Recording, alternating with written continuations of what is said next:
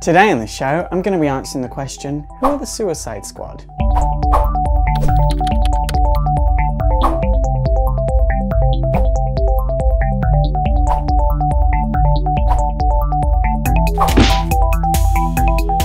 Now in this video, I'm going to be looking at the first and the most recent incarnations of the Suicide Squad. It is worth mentioning that there have been several incarnations in between that time. The Suicide Squad have been around since 1959, and the most recent incarnation first appeared in 2011. They got their first title, called the Suicide Squad, in 1987, I believe. All of these runs of the Suicide Squad are dramatically different from each other in terms of tonality and writing styles, and maybe one day I'll do a full history of this team because they are connected to each other, but not in any majorly important ways. Actually, the 2011 one is the least connected to the rest because obviously it's part of the New 52, which means it's part of a whole new universe from DC. So the original Suicide Squad were from a 6-issue run of The Brave and the Bold back in the 1950s. Now this run on the Suicide Squad was a comic of its time. It was from the 1950s, meaning it was campy, it was pulpy, and it didn't have much intelligence,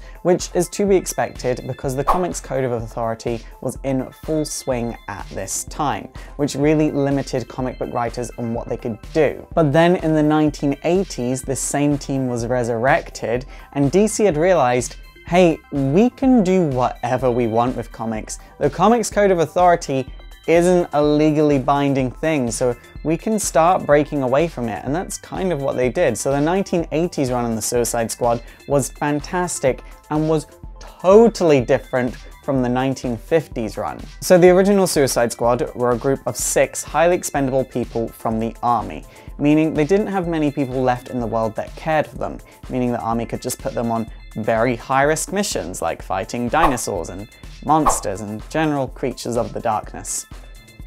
Yep, 1950s comics. It is worth mentioning that later on we found out that there was several Suicide Squads created by the US government, but we only followed one of them, which was led by Rick Flag Jr. But one of the original Suicide Squads was led by Rick Flag Sr., which I find very interesting. Eventually, the group would be dissolved, then in the 1980s, Amanda Waller would recreate Task Force X and would put Rick Flag Jr. as the leader of the Suicide Squad once again. This time, the team actually had some names you might recognize, Blockbuster being one, Enchantress, Captain Boomerang, Bronze Tiger, and Deadshot. Blockbuster would die almost instantly, so that's a thing. The revival of the Suicide Squad happened in the Legends mini-series. However, shortly after this, they got their own run for the first time, their own run being called Suicide Squad. I've put links down below to MyComicShop.com to where you can read the Suicide Squad for yourself. I definitely recommend checking it out. The comics can be a little bit hard to get your hands on, but definitely check it out. The most recent run of the Suicide Squad was part of the 2011 New 52 lineup from DC, where they essentially restarted their continuity. This time it was created by Amanda Waller. They were called Task Force X, also known as the Suicide Squad, and they were led by Deadshot. But as a comic book reader, and a lot of other comic book readers agree with me on this, it was really Harley Quinn and those Suicide Squad guys or whatever.com. The thing is, teen comics usually focus on 1 or 2 characters more than the others per story arc, or even per issue. A character will have an issue that's just about them, or a story arc that's just about them. It's to be expected in teen books. But this focus usually shifts from story arc or from issue to issue. It didn't shift. It was always about Harley Quinn. And this is true even to this day. Now, I didn't really mind this because I did like this incarnation of Harley Quinn, but when she got her own book called Harley Quinn, and now she's got another book called Harley Quinn and Power Girl, it really is kind of confusing because she's now got 3 books that are just about her.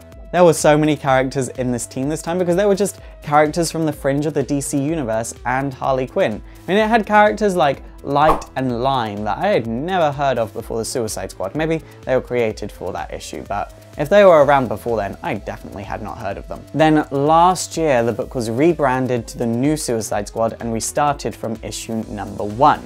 And the team was a lot smaller this time. It initially had Deathstroke in it, but he would leave in issue 1. Then there was Black Manta, Captain Boomerang, Deadshot, Joker's daughter, Harley Quinn, and Reverse Flash, which was a very interesting lineup because these characters weren't necessarily from the fringe of the DC universe this time. But I actually kind of enjoyed it for like 3 issues and then I stopped reading. I like how expansive the New 52 run on the Suicide Squad is. It really makes Task Force X feel like a huge operation rather than just this one random team that does good things even though they don't really want to. When it comes to the Suicide Squad movie, I'm not really sure how I feel at the moment because I don't watch trailers, so I obviously can't feel anything towards the trailer that was just released, but also this picture really doesn't look like the Suicide Squad to me. Like, when I think of the Suicide Squad, I want all the men in the team to be so terrifying that I know I'm going to die just by looking at them.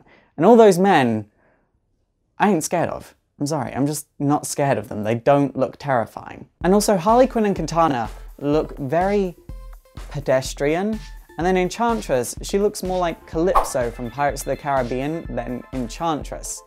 If they're gonna do Enchantress, do Enchantress. I mean, I might be a bit biased because Enchantress is one of my favorite sort of obscure DC characters, but I absolutely love that character, and if they're gonna adapt her. Don't just do something else and then call her Enchantress. If they didn't want to do Enchantress, why call her Enchantress? That's all I'm saying. That's all I'm saying. I don't know how to feel about this because obviously I haven't seen the trailer, so I don't know about any clips from the movie. I've heard mostly okay things about it, so I don't know. Maybe I'll like it, maybe I'll hate it, but at the moment I've just got no feelings, but I want it to be good. Don't get me wrong, I want it to be good. All in all, I love the Suicide Squad comics and you should definitely pick them up. Again, the links are down below to where you can get them from mycomicshop.com. And then, as for the Suicide Squad movie, I don't know how to feel, but I hate the costuming and the makeup. It's super effective!